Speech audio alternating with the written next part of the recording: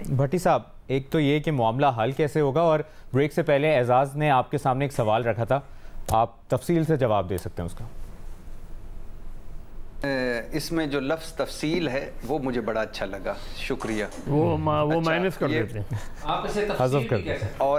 और ये पहली दफ़ा यानी मेरे साथ रिपोर्ट कार्ड में किसी ने किया। Thank you sir.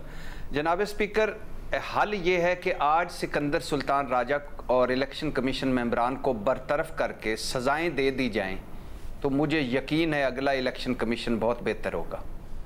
और आज अगर एक इबरतनाक मिसाल बना दी जाए कि आप अपने बुनियादी काम में फ़ेल हो गए, तो मेरा ख्याल है आगे आने वाले बुनियादी काम बेहतर कर सकेंगे। और आज अगर ये एग्ज़ाम्पल बन जाएं, मिसालें बन जाएं, तो अगली अच्छी मिसालें सामने आएंगी।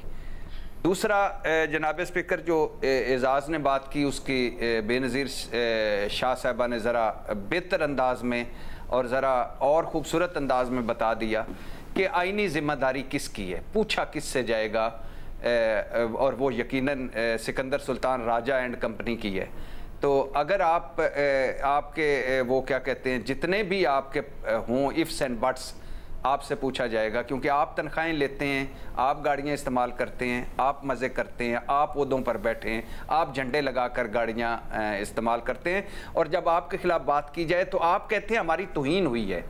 तो ये जो हम इस मुल्क की तौहीन हुई है, इस कौम की तौहीन हुई है, ये जो इलेक्शन की तौहीन हुई है, ये जो जमहूरियत की तौहीन हुई है, ये जो वोट की इज़्ज़त की तौहीन हुई है, उस पर हम जब आपका नोटिस लेते हैं तो आप कहते हैं कि नहीं, आप नहीं ले सकते, मेरी तौहीन इम्पॉर्टेंट है।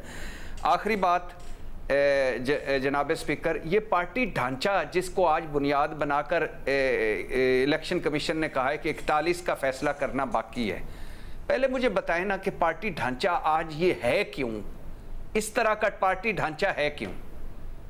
इस इलेक्शन कमीशन की वजह से कि तीसरा, और ये जो कन्फ्यूजन और बेयकीनी है, ये इस तरीके इंसाफ में, ये सिलेक्शन कमीशन की वजह से तीसरा इलेक्शन है जो इसने कालादम करार दिया। पहला दिया और वो पेशावर हाई कोर्ट के से गए और उन्होंने लिया। दूसरे पे 72 दिन गालिबन ये बैठा रहा इलेक्शन कमीशन, और जब इलेक्शन के करीब आए तो दूसरा फैसला कर दिया।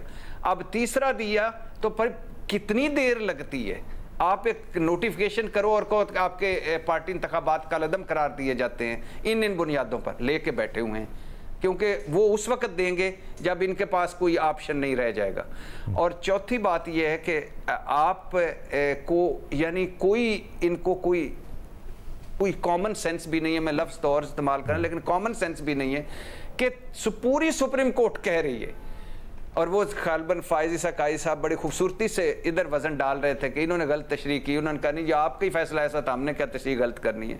तो और क्या चाहते हैं, और इसके बाद आप क्या करना चाहते हैं? आप अब अगला इलेक्शन तो शुक्र अल्हम्दुलिल्लाह सिकंदर सुल्तान राजा नहीं करवाएगा, लेकिन एक ही करवाना था, एक ही टेस्ट था, और इसके बाद कुछ हिसाब इधर होते हैं, कुछ हिसाब ऊपर होते हैं। जो आज मैं बोल रहा हूं, मेरा हिसाब भी ऊपर होगा, एक मरतबा मुझसे भी पूछा जाएगा।